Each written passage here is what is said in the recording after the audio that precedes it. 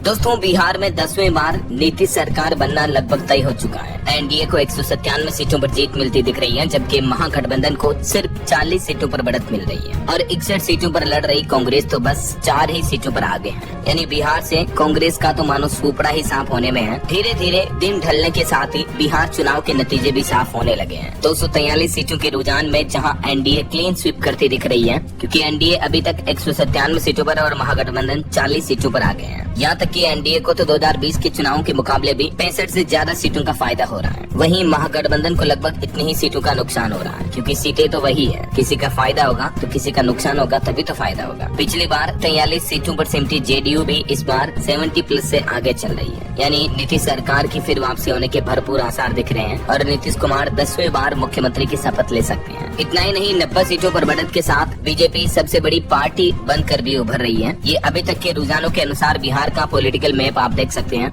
ज्यादातर जिलों में आपको भगवा कलर दिख रहा होगा, जहाँ जहाँ एनडीए की बढ़त हुई है। और ये देखिए लेटेस्ट चुनावी आंकड़े, अभी तक के फाइनल जीत तय तो किसी भी सीट पर नहीं हुई है किसी भी पार्टी की, लेकिन एनडीए में भाजपा सबसे ज्यादा आगे बढ़त में है 90 सीटों के साथ। जेडीयू 81 पर, लोजपा 21 और एनडीए अन्य को 7 सीटें मिल रही है। बिहार की राजधानी पटना में भी देखिए काउंटिंग चल रही है। 14 सीट में 9 पर एनडीए आगे है। जेडीयू ऑफिस के बाहर आतिशबाजी भी देखने को मिली, तो वहीं महागठबंधन की 5 सीटों पर बढ़त दिख रही है। कुछ और बिहार के प्रमुख जिलों के अपडेट देखिए आप। बेगूसराय में एनडीए को 4 और महागठबंधन 3 सीटों पर आगे है। समस्तीपुर में नीतीश सरकार के दोनों मंत्री आगे चल रहे हैं। मखदुमपुर विधानसभा सीट से भी आरजेडी आगे चल रही है। चुमई के जादा से जेडीयू और सिकंदरा से एचएम आगे चल रही है। सासाराम सीट से 5वें राउंड के बाद स्नेहलता आगे निकली। दरभंगा जिले के सभी 10 सीटों पर एनडीए आगे चल रही है। मधुबनी के 10 में से 9 सीटों पर एनडीए आगे है। नालंदा के सभी 7 सीटों पर एनडीए की बढ़त है। बक्सर की 4 विधानसभा सीट पर एनडीए को बढ़त है। और इसी तरह से अररिया को जेडीयू प्रत्याशी शगुफ्ता अजीमन आगे है अररिया से, है ना। और खगड़िया अलौली सीट पर भी काउंटिंग शुरू हुई, जेडीयू ही आगे चल रही है। पूर्णिया में एनडीए को 5, एआईएमआईएम को 2 सीटों पर लीड बढ़त दिख रही है। ठीक है, तो दोस्तों ये तो बिहार राज्य के अलग अलग सीटों के चुनाव के हाईलाइट्स रहे। और